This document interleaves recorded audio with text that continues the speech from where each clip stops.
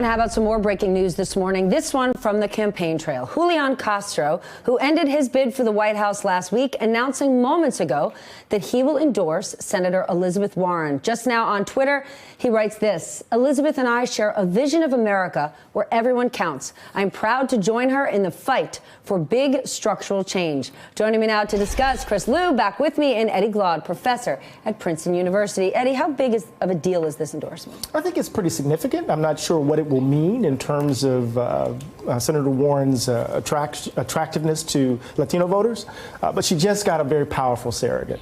And what we do know is that I think Julián Castro just signaled to everyone where his loyalties lie, where his politics are. He's on the left wing of the party. He's doubling down on the progressive side. And I think that's a really interesting moment, given how close we're moving into Iowa. Chris, Warren may have gotten this endorsement, but Bernie Sanders had a very big weekend, really had a huge week. We saw huge fundraising numbers, and the most recent polls out of Iowa now show him basically in a three-way tie.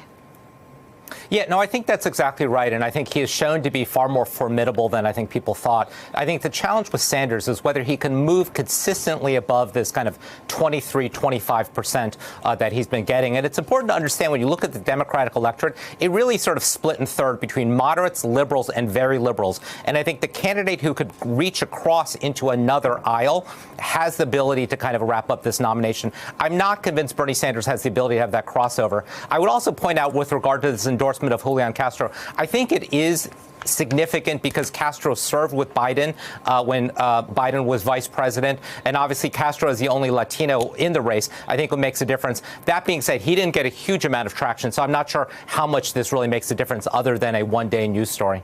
But then what does that say about Castro as someone who served as part of the Obama administration? And obviously, an Obama endorsement would be massive.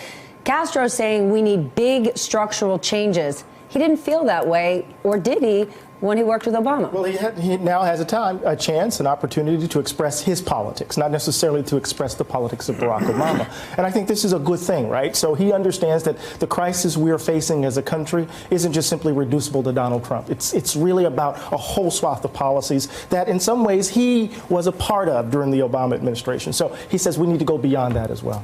Hey there, I'm Chris Hayes from MSNBC. Thanks for watching MSNBC on YouTube. If you want to keep up to date with the videos we're putting out, you can click subscribe just below me or click over on this list to see lots of other great videos.